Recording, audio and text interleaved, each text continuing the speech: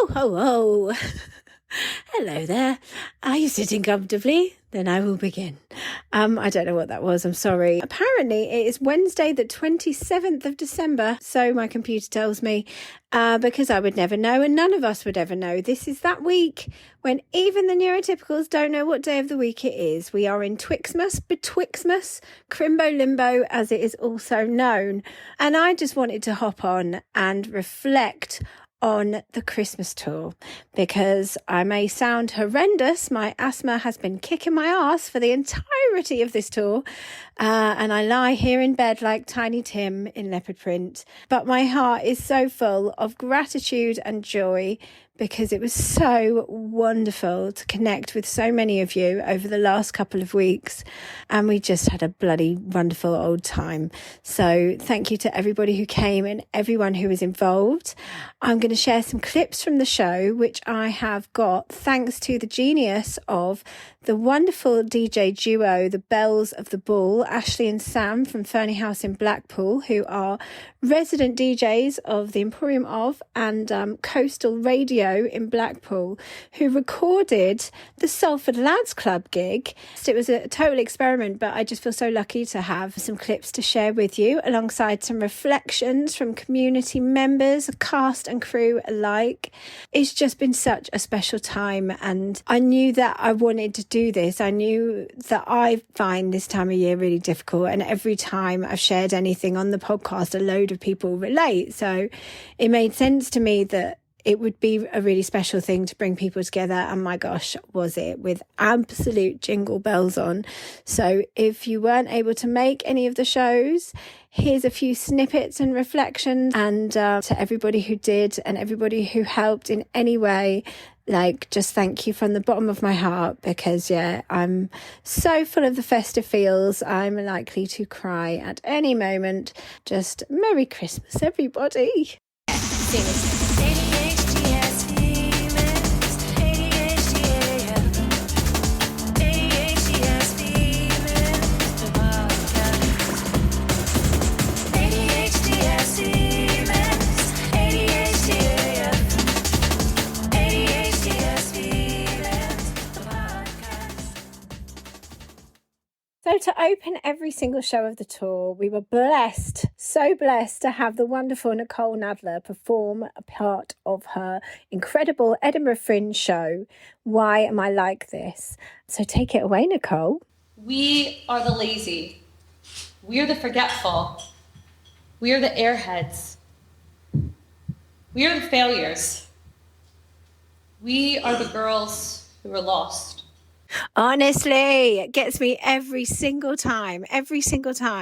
That line is just nail on the head stuff. And it was for Nicole. That was a line from a Huffington Post article that Nicole read in lockdown, which is what gave her the answer to the question she'd been asking herself all of this time. Why am I like this? So Nicole went on to perform a wonderful segment from her show. Before this, Wally invades the stage. Has anyone seen The Nightmare Before Christmas? That's basically what Laura has come as tonight. So will you please help me with a very warm and generous welcome to Miss Magic Claus herself?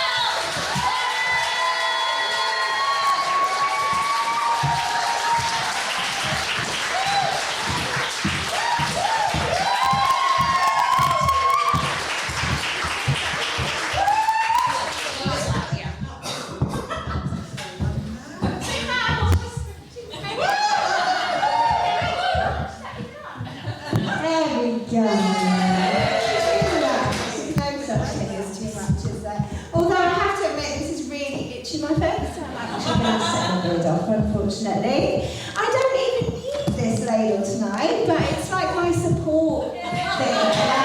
It's my lucky ladle. Thank you very much, glamorous assistant. How are you all? It's lovely to see you. Thank you so much for coming to see me. It's so lovely to see you all in this wonderful, iconic building.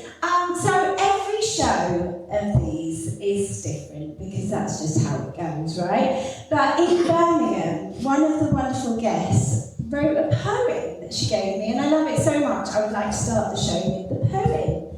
So this is by Jill Saunders, who is one of the community members. It started as a double act, podcasting near the sea. Fitty Beach in Aberdeen discussing ADHD. Laura and Dawn, neighbours, friends, and 18 months of Bari, now finding their own ways to go, it isn't always easy. Community, a special place, Discord and body doubles, helping folk both near and far airing out their troubles. Laura's spreading Christmas joy in leopard print apparel. Welcome all to join the fun, but who the hell is Carol? I love that. So the show kind of went a bit like this. We'd have different people would pull presents out of Santa's sack, which would have a number that corresponded with a category, which is a slide of a presentation that I would read aloud. As ever, not an expert, only an expert by my own experience. So I really drew on the fact that the ways that I find Christmas time difficult, and then looking into what symptoms it is that causes these struggles, with a view to it being relatively relatable, because it often is. And obviously I see people's stories coming in daily on the Discord channel. Now, interspersed with this, we also had a competition for best most ADHD thing at Christmas story. And my most ADHD thing of that day was I actually forgot to go through the entries and pick a winner before we drew them. So it happened live on stage, but that's all part of the magic, right? Every show is different, and I really do have ADHD too. So for this entry, the winner was a guy who gave an amazing poem. So it's a poem heavy segment here in Salford Lads, but I absolutely love this poem. It's festive and fabulous, so I wanted to share it. So thank you to them. So it was the night before Christmas, and all through the house, not a creature was stirring, not even a woodlouse. We have an infestation. That's actually true. Decorated with festive cheer, prepared as I was for Santa's big day, I left the cleaning to the last minute and didn't put my meds away. And as we pretended to sleep, eyes wide shut, we heard a thump, and it was the sleigh and the reindeer and Santa's broad hump. They climbed down the chimney, sack presents and all, with those cheeky bloody reindeers were gearing up for a ball. Eyeing up my meth with greed in his eyes, Rudolph scrambled my L-dance, such a large dose his brain began to fry. He eated toys in his stockings, threw presents under the tree. He scoffed down mince pies as Santa urged him to flee. He cleaned my whole kitchen and prepared the Christmas feast. He color-coded the baubles, Rudolph, the hyper-focused meth beast. And so he cracked on for at least 7 hours, frothing at the mouth and abusing his Christmas powers. And that's the reason why, before 2003, only half the kids in the UK had anything under their tree. But within a year, Rudolph got sober, which is probably for the best, because he had no choice because of the shortages of my meds on the NHS.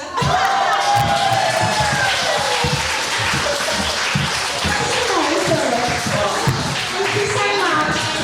Clearly the winner, right? So of the different categories, there are 6 different categories, one of which is about overindulgence, where I talk about food and also alcohol, which is a struggle for so many of us. Again, I'm not gonna go into one, but I talk about it in the slides. The slides are available to download via ADHDasfemale.com on the merch page. But obviously, with it being Christmas and just not wanting to make anybody sad, I kind of, much like with the Too Much tour, made it light by telling a most ADHD thing story that related to the category. So for this one, I told a story about my struggles with alcohol in the past, and how they led me to create some rules. Obviously, I am making light of a very serious subject, but it is one close to my heart. I've talked a lot about it in the past in the podcast, about my dad being a recovering alcoholic and my own struggles and overcoming them with a sober 6 months for the charity Nakoa. So just, to make a bit of fun out of it, I told a story in which I explain my 3 rules that I set for myself after doing my sober 6 months. I identified the struggles that I do have with it, and so creating my rules. The first rule is that I never drink at home, unless we have guests, of course. So I don't drink alcohol in the house. I also never drink alone. And my third rule is that I never, ever, ever have more than one shot of black Sambuca. And here's why. When I was 20 years old, I was going out with my first love, absolutely head over heels, butterflies, magic, the works. And I was living in his flat with him and working at a pub down the road. And at the pub Christmas party, there were trays with shots of black Sambuca going around. I don't know how many I had, but the next thing you know, I am sat in the actual gutter outside the flat that I share with the love of my life, telling my boss that I was absolutely in love with him and wanted to leave my partner for him. Now, I'm sure if you have listened to the podcast, this isn't the same guy. I'm sure if you have listened to the podcast, you will know that my husband, not the same guy, his nickname is Big. Big boy. And that is because he's an actual giant. At a 4 foot taller than me, he's 6'8". So I have a type, right? Put them in a peacoat, could be one of the crows. Tall, dark, handsome, funny, cannot stress tall enough. So, my boss at the pub was over 20 years my senior and an ex-fucking jockey. So about 2 foot shorter than me, approximately. So I absolutely was not in any way, shape or form in love with this man. So yeah, I have to watch it with the booze, but there you go. So yeah, that really, really did happen. I hope they're not listening. So yeah, if you are somebody that struggles with alcohol or substances and the overindulgence of Christmas is something that triggers you, please know that you're not alone in it. There is help out there. There are lots of amazing charities that you can reach out to. The charity that I mentioned, NACOA, is for children of alcoholics of any age. You can reach out to them. If it's alcohol that you need support with, there is alcohol support on the NHS. Also, Drink Aware and Alcohol Change UK. I will put a link to those resources in the blurb of this episode. So the rest of the slides went something like this. There is overcommitting, present pressure, overindulging, the perfect Christmas, conflict, and also grief. So grief is something that I've definitely experienced quite a lot of in my life, as many of us have on this late ADHD diagnosis roller coaster.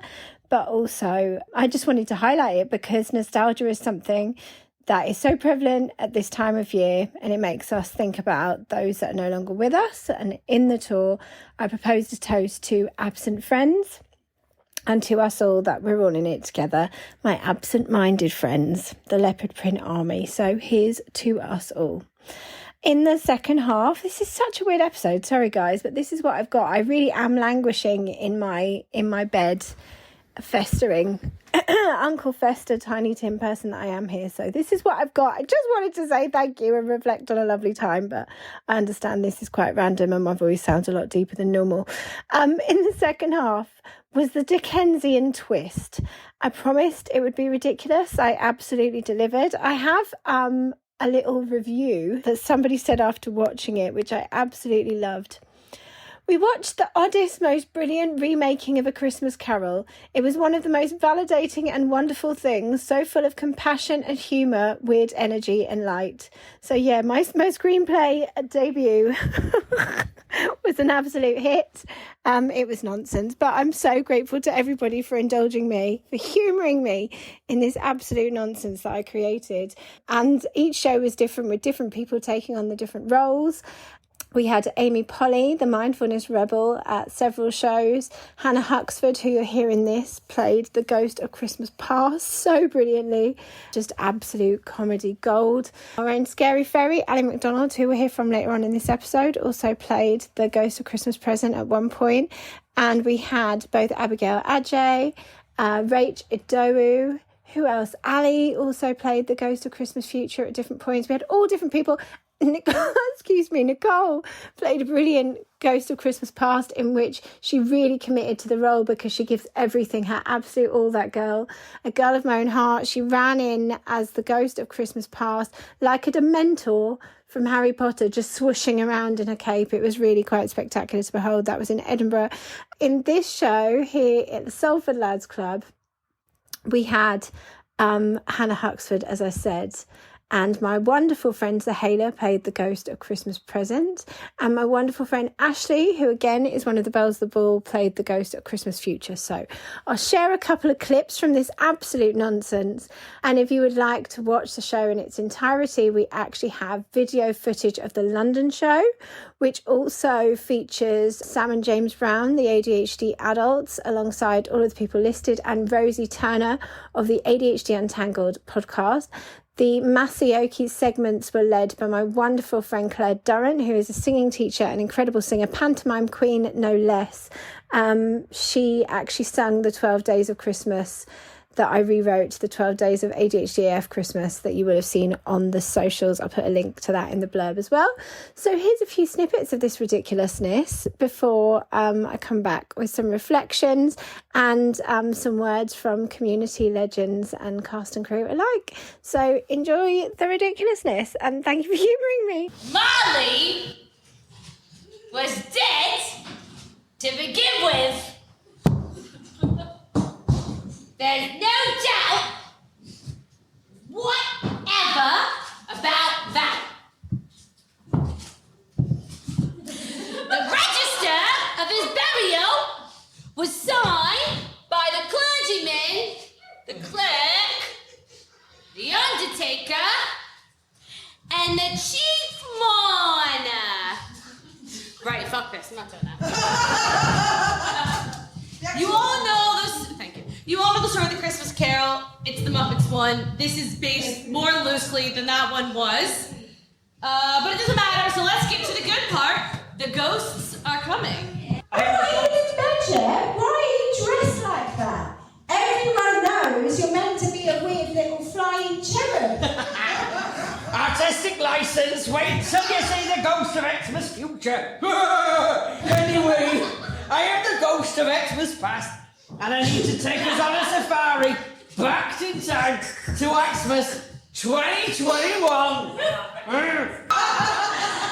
that you're meant to be here, I'm not even in bed yet.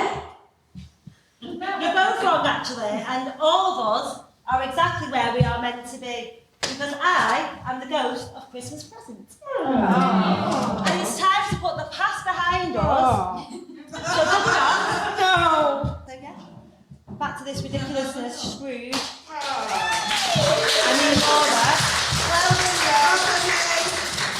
I really want to leave the past behind you and focus on where you are now. So Christmas 2023. No, right here, tonight. What are we doing here? Fuck knows. That awful time you spoke of is so far behind you now. Now we're here together, you know you're not alone in this and that we're all in it together. Go on, tell me, present podcast stats. 1.1 million downloads listened to in 196 countries.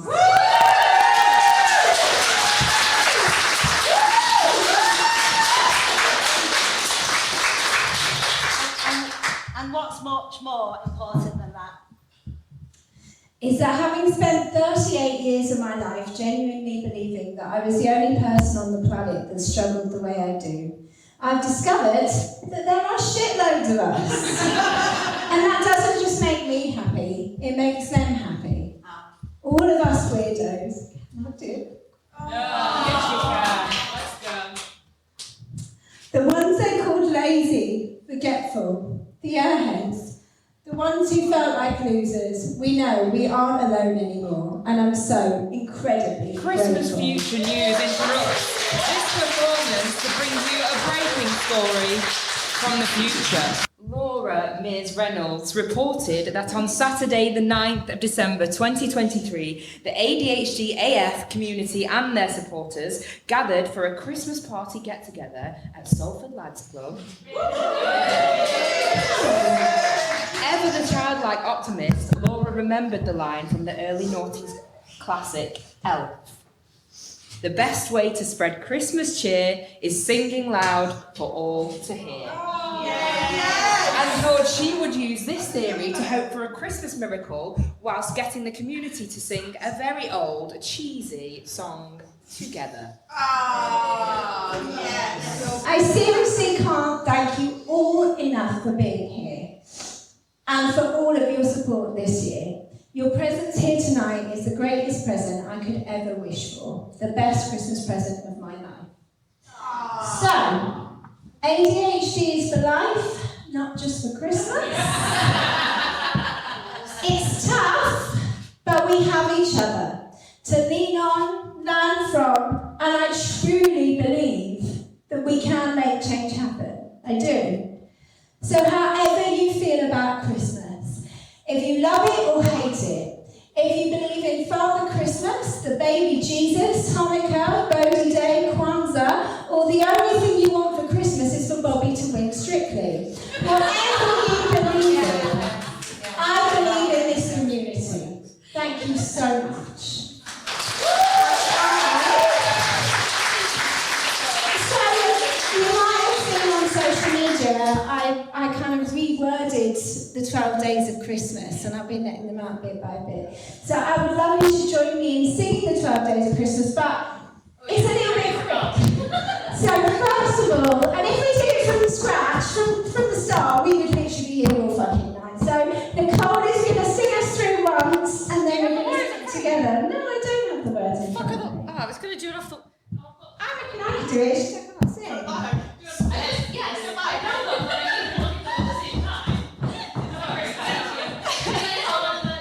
are prepared and professional. This was also my idea, and then I forgot I said it. I know, I just want to so much. Yes. Just on my own? Oh, with it, thank God, okay. 5, 6, 7, 8. I thought it would be perfect timing. On the 12th day of Christmas, ADHD came to me. 12 double bookings, 11 shocking out for 10. All were photos, 9 triggering chit chats, 8 fucking meltdowns, 7 siblings, 1 with 6 colleagues, stalking 5 unpaid bills, 4 unsick cards, 3 lost gifts, 2 declined payments, and a shit ton of RSVs. Okay. 5, 6, 7. On the 12th day of Christmas, ADHD came to me. 12 double bookings, 11 shocking out for 10. All were photos, 9 triggering chit chats, 8 fucking meltdowns, 7 siblings, 1 with 6 colleagues, 5 unpaid bills, 4 unsick cards, 3 lost gifts, 2 declined payments, and a shit ton of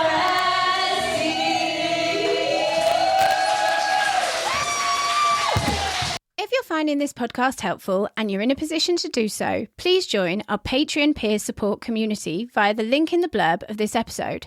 For unheard bonus and full interview video content and behind-the-scenes exclusives, including a next guest spoiler and first dibs and discounts on our handmade and ethically created merchandise and apparel, and live events tickets. Also blogs, vlogs, live community Zoom blethers, monthly advice from an ADHD coach, body doubling, and access to our Discord, filled with literally like-minded legends from all around the globe, including ourselves, who totally get it, who you can lean on, learn from, and blether with any time. Because the only people who know what it's like aboard the late ADHD diagnosis roller coaster are the other passengers. We've created this platform in order to support ourselves financially, to be able to continue creating ADHD AF and for our podcast to remain ad-free. If you don't have the funds, there are other peer support platforms available. Check out the resources page on ADHDasfemales.com. If you can support us, in turn, you will receive the support of our community, a full circle of support for the Leopard Print Army. We spent our entire lives feeling like aliens, only to discover there's a whole planet of us. So hop aboard the spaceship and join us at patreon.com/ADHDasfemales. If you would like to support us without joining the community, you can make a donation via our Buy Me a Coffee page, buymeacoffee.com/ADHD as females. Both of us and the entire ADHD AF community really, really appreciate your support. We really do. So that was that then. That was some snippets from the worst, most ridiculous adaptation of A Christmas Carol ever made. I've done different kinds of shows, and this one was really more of just a get-together. It was just getting people together at Christmas. So I'm so glad that I managed to do that. It was so wonderful to see you all, and I'm not going to lie, I just held my eyes out listening back to that. So yeah, it was really emotional, really special. So thank you so much. And thank you so much again to Ashley and Sam, the Bells of the Ball, for recording the audio. I know that it wasn't the best quality, but like I said, it was just an experiment. So I'm super grateful to have that, and super grateful to them for spinning all of the tunes as they always do on the night. They're amazing. So you can catch them on Coastal Radio, Blackpool, something like that, and they are the business. Now I want to share some reflections. I'm just going to share a couple of mine. I think it's weird that it's just me talking, so I'm going to share some clips from some conversations with Ali and Nicole. Nicole was obviously at every show, of course she was, and Ali was almost at every show apart from Birmingham. So here's some of their reflections. There are so many highlights. There's never a favourite show because every single one was different. There are so many amazing Most ADHD Thing at Christmas stories, but I will share those another time. I think the most ADHD thing that I did was at Glasgow, the grand finale, the most beautiful venue ever. There's like a mezzanine level. So I thought it'd be really fun if I came in, like announce myself coming in from the mezzanine and then come down the stairs. Make my edge coming down the stairs to that piece of music that you heard at the beginning, which is by Sessions, the remix of the jingle. I literally announced on the mezzanine, you're gonna have to bear with me, guys, because I'm also dyspraxic AF and I'm likely to fall down these stairs. And then I fell down the stairs. That's actually what happened. Literally, it was only the last two. I just slipped and bounced on my bum down 2 stairs, and thankfully nobody saw it. But it was literally like, I couldn't have written it better. I said I'm going to fall down the stairs, and then I fell down the stairs. It was absolutely ridiculous. I do not know how I managed to do 7 shows in those shoes, but I did it because the Too Much Tour taught me that I can't stand up straight unless I'm in actual physical pain that brings me enough into the present moment to make me realise that I need to stand up straight.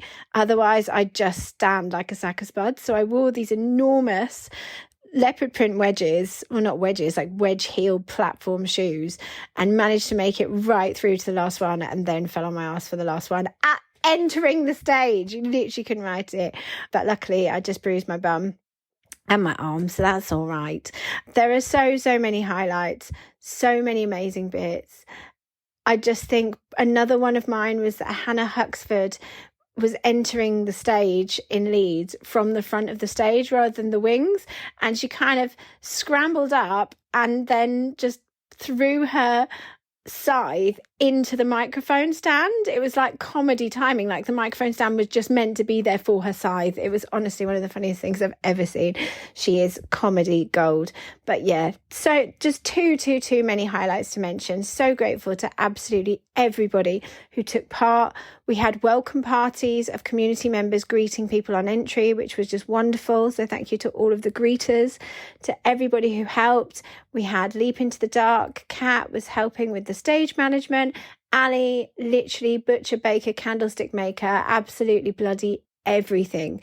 Cannot say thank you to Ali enough. Driving us around in the Spice Bus once again, stepping in, doing multiple roles, making tutus, all sorts. I wore a sash for all of the shows, which was actually given to me as I crossed over the threshold of a Christmas experience in London called Humbug something bar. It's like a dive bar experience under Waterloo Arches. And as soon as I put one foot over the threshold, they gave me a naughty sash, which was obviously just a bit of fun, but is genuinely the story of my life. One look at me, I've got trouble written across my forehead, even though I've never really done anything that bad. I've never had a detention at school. I've never been actual trouble, but for some reason I just have it written on my forehead. So yeah, I was personally victimized by the sash man at that event and decided to wear it for every single one. And for the last show, I gifted my sash to Ali, our scary fairy, who really, I cannot tell you how much she has helped me these last few weeks. I definitely bit off more than I could chew with trying to soldier on with the podcast on my own, teaching myself how to edit, all the rest of it, even ensemble the kit, getting everything together on my own, sorting the tour out, everything that entails. And Ali literally is the saviour of these last few weeks, because I wouldn't have got through it without her help. So I turned my sash inside out and I wrote on it, really fucking nice, actually, because our scary fairy is probably the nicest person I've ever met. So thank you so much to Ali for literally making everything of the last few weeks possible and helping me break the stigma and change those stereotypes of us naughty ones who are actually really, really fucking nice. Anyway, I'll stop whittering on now in my horrible croaky voice and leave you with some reflections from Ali and Nicole before I have a little treat for you all at the end. Gosh, okay. So my favorite part of the show, it's not actually the bit that I performed. Truthfully, I'm not just being modest, because I did my Fringe show, Why Am I Like This, all August. The last show, I believe, was August 26th. And I packed everything up and did not open that box again because I don't know. It took a weird turn in my brain that I'm getting better at unlocking, but it was weird. So then Laura, a week before the show, was like, hey, do you want to do a bit in the show from your Fringe show? And I was like, okay. So I pulled out like roughly a 10-minute segment and did that. Yeah, it went well. It was actually really good to do it again because it made me feel a lot better. Over the months I had, like, in between doing my Fringe show and this show, I had, those imposter syndrome thoughts had crept in and taken a strong hold. So doing it again really helped to release that. But that wasn't my favorite part. I really think my favorite parts were the Masioki, because it's just so stupid fun. It's just such a good time. But particularly because I mostly knew the songs this tour, because last tour I didn't know half the songs. So I just kind of made up my own melody and it didn't really go that well. But this time I learned the songs and it was just really fun. People really got in, they got up and they danced and they came. And in London, the sound didn't work. So we did an a cappella version, which was really, really great. There's a 12 Days of Christmas song that I'm sure everyone's very aware of. In Leeds, we were having a little slumber party, if you will, with we had all these snacks and we were laying around and giggling. And it was very, very wholesome, very 12-year-old girl wholesome stuff. And we must have been watching the videos back or something. I realized that when I was saying the 12 Days of Christmas, it's 7 siblings squabbling. But I really want to say, in my brain, 7 squabbling siblings. And as it would come, I knew, I was like, oh, you can't, it's the other way around, but I wouldn't ever remember in time. So it ended up just saying 7 squibbly squabblies. And then for the rest of the show, I tried really hard. I did correct myself and get it right once or twice, but yeah, 7 squibbly squabblies. That was always a really fun one too. But yeah, the songs are just, it's so silly. When you see people who are sitting there, when Laura comes around with her, now Christmas bedazzled ladle, and they're with big eyes, what is going on? But by the end of the song, they're clapping, they're up, they're dancing, they're singing. It's so much fun. It's always so hard, I think, to appreciate the moment for everybody, but probably ADHDers especially. And we're the same, because on this tour, we're like, okay, well, what's next? Laura goes, Nicole, why don't we do one in the spring, maybe summer? Let's do something. And then she suggested a theme. I will not say it because we're, keeping it under wraps just in case. And I looked at her and I said, Laura, do you want to finish this one first? Do you want to get through this tour first before we start planning our next one? But honestly, it's just impossible not to, because it's so much fun. And while the planning is not as much fun as the actual doing, it is still good fun. And each one does get a little bit easier, gets a little bit smarter. We understand, we know what we can do, what maybe, well, we can do it, but what we shouldn't do. So the first tour, we had 2 weeks of doing 6 back-to-back shows and then having 1 day off and then 6 back-to-back. It was too much. It got to a point where it's not that we didn't enjoy it. That would be wrong to say, but we couldn't enjoy it as much as we would want to, because we knew we had to do that show, get in a car, drive 4 hours, get in bed, wake up the next morning, get to a hotel, practice, get everything set up. Like, it was too much of a grind to actually enjoy the moment for several of the shows. Whereas this time, we actually could really enjoy the moment because it wasn't like that. So it is really exciting to think of what's coming next. So yeah, I don't know, keep your eyes peeled for 2024. ADHD AF tour coming near you. Trying to pick one highlight from the last couple of weeks feels almost impossible. There's been loads of amazing moments in all the shows, brilliant guests, hilariously fabulous people throwing their all into it. Just too many to mention. Hannah's commando role on and off the stage feels like it needs a special mention. But I think the highlights for me kind of come out with the shows. So like road trip stuff. Probably the biggest highlight for me has been meeting people that I've only spoken to online before, and there's just too many to mention. The only one I will mention was getting to meet Kat Owens, Canny Campaigners, after having worked with her lots online to do with the ADHD AF Day stuff, and to get to spend lunch with her the way back from the Leeds show was just a complete highlight. A lunch I shouldn't have been at and a show in Leeds I shouldn't have been at because I was not meant to be at the Leeds show, but I just am the person that refuses to go away and keeps turning up. I think the biggest lesson for me of the last few weeks has been it doesn't matter how well you prepare, things will happen, and at the end of the day I think we can work on the principle that people will turn up, stuff will happen, people will leave again. And generally, with our community, the more chaotic, the better. And I think some of the best moments happened in the complete chaos. So embrace the chaos. I think the likes of Manchester, where we realised we'd forgotten to read any of the most ADHD moments, and the guy ended up reading his poem that everybody loved. It just goes to show that you can embrace those moments of chaos and actually great things can come out of them.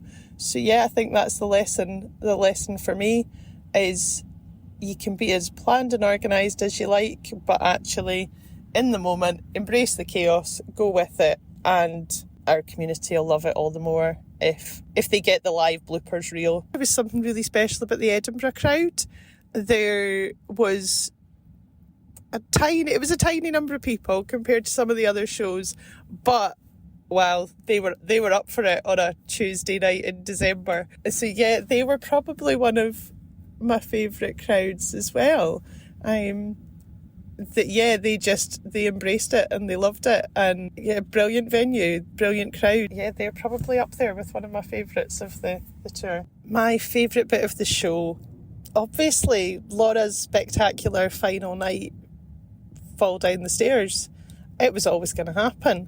I'm just gutted we didn't get it on video. Actual scripted bits of the show, the song is up there. I think the song deserves to go down in history. Christmas number 1, 2024. Army Wives managed it. Why can't we manage it with an ADHD AF choir? Anyone to thank? Yeah, Laura for having me along for the ride. The last couple of weeks have been an absolute game changer. For me personally, yeah, it's been an absolute blast to be part of it. Would cost me a lot more in therapy to get the personal gains I've got in the last few weeks just from being part of the show. It's, yeah, absolutely amazing. And British Rail for cancelling Amy Polly's train so that I got to reprise my fairy for the final night, because who doesn't love a set of fairy wings and a tutu? But yeah, the biggest thanks go to Laura for having me along for the ride and as much as she thanks me for what I've done, I don't think I can ever thank Laura enough for what she's brought to me in the last few weeks. I have no idea what's next. Trying to fight the need to get back to some sort of semblance of normality, probably, because apparently we can't drive around the country and put on this show every week. Can't we though? I wish we could. Honestly, it's so tempting to take a leaf out of our Lou in Luland's book and just get a bus and just drive around the whole of the UK, possibly the world, just putting on this ridiculousness. You do not, if the opportunity arose, you would not need to ask me twice, and clearly you wouldn't need to ask Nicole or Ali twice either. I really can't say thank you to both of them, to Kat, to everybody who helped in every which way with this show. There are just so many, and it truly has been so amazing. There are no words. It really is overwhelming. It's such a special thing, and I feel so grateful to have been able to pull it off, even as I lie here. And well, it was totally worth it. And if you gave me the opportunity to do it tomorrow, I would leap out of this bed and do a dance like Grandpa Joe. So I've got a couple more little reflections from some community members. So it's the morning after the night before, and we've got amazing elves, community elves have come to help pack down the carnage of last night. The wonderful Kim Pierpoint is here. Hello, it's Kim with a croaky voice.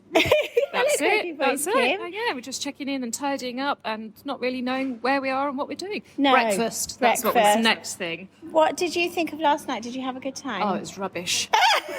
So bad. I had to come back for a second time to see how wonderful it was. It was amazing. To have all the community together was just brilliant. I think a highlight for me was the fact that Romana brought balloons. Yeah. Who knew how excited we would all get about balloons? Exactly. It was the greatest thing. Yeah, we all love a balloon. The second time and ended up in it, Kim. Yes, second time I was in So it. Like Kim- some demented actor and lovey. Kim was the ghost of Christmas past, and she was magnificent. Thank you very much, Kim. Thank you. We've also got Rachel. Hello. Hi, Rach. Any thoughts? Many, at all times. So many.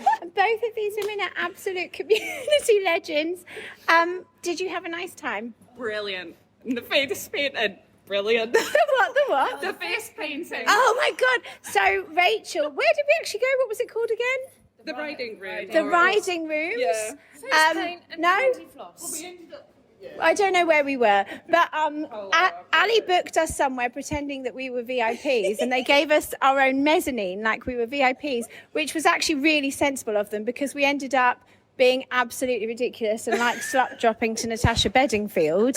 And so yeah, they did well to section us away because we were absolutely outrageous. Thank you for booking that, Ali. And we had a good old time, and then we went downstairs and somebody was face painting, and Rachel got me amazing leopard print face paint, which I would still have on if I hadn't smudged it in the night. It was incredible. It was incredible. Your line of the night about the mezzanine. What was that? What was it? Laura's line of the night was, do you think I can take my shoes off? So you take your shoes off if you want. Of course I can take my shoes off. This is my mezzanine. My mezzanine, and I will wear no shoes if I like. No, it's my mezzanine. I can do cartwheels across the floor if I want to. If I could do cartwheels. Except I can't even walk down the stairs without falling over, but we'll come back to that.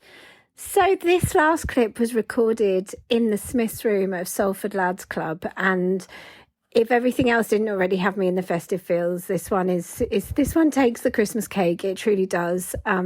So yeah, I'm super grateful to have this clip. Ali actually recorded it and surprised me with it, so I will share it now. Also, how funny that Chanel were there, just the warm-up act. Chanel had a warm-up party for an ADHD AF Christmas Laura. They were in Salford Lads just before us, so thanks for that, Chanel. No, but in all seriousness, I just love Salford Lads Club so much. I feel so lucky to be able to put on events there, and just so grateful to the team who've looked after us once again and just been so wonderful, and such an amazing crowd. And just thank you to these two absolute legends for sharing this, and for yeah, confirming that this really did do what it set out to do. The ADHD AF live events do what they say on the tin, and they bring local community members together, like-minded legends. And yeah, it just makes me so happy. I'm so, so grateful to have been able to meet so many of you these last few weeks. So thank you so much. So I'm Joy. And Jackie. Yeah, and this is our meeting place. How many months ago? Back in March. Yeah, so we came to the Too Much Tour. I came on my own, yeah. And then ended up randomly sitting next to each other. And just kind of hit it off, I guess. Yeah.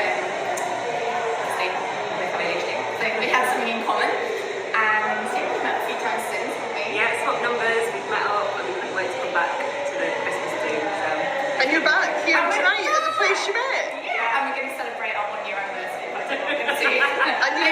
maybe on a smaller Too Much Tour. You never know, Laura might be up to it again. But yeah, no, I think the great thing about it was, and there was another lady with us as well, and she came on the road all the way down from someone the other, and we were chatting and I ended up going out to dinner with her as well. And I think the nice thing is that you know that you have something in common and you will get each other. And that's the great thing about being here and today, about being here back in May. And it's just impact. So yeah, thank you very much. Thank you for bringing us together. So have you guys been listening to the podcast a while? Yeah. I think I've binge listened because I started listening in September last year, so I had to catch up on all the first bits. Yeah, I think I got diagnosed last October, and so found the podcast around the same time, found it massively helpful and funny and warm, and felt brave enough to come to the event because I was hoping it would feel the same in real life, and it did. And yeah, I think my sister always said to me, you will find your people, Joe, you will find your tribe. And I think that's the great thing. It's I remember messaging her afterwards and I said I've met you, and she's like, you're finding your tribe. And it's true. It's really cheesy, but it's true. Yeah. So there's only one way to close this, because it's actually too emotional. It really has been so amazing, but it has been really, really tough. I've been up against it with just trying to battle my own RSD demons, to keep going with the podcast, to pull off this tour, worried that no one's going to come or it's terrible or nobody cares, it's just me and all the rest of it. It's taken so much, not just out of me, but out of so many that have, put their time and put their all into making this happen. And to actually see you all has just been so amazing. I can't stress it enough, and I can't say thank you enough. Truly, I can't. So I would just be a blabbing mess. So I'm going to hand over to some other people that might have better emotional regulation than me, maybe.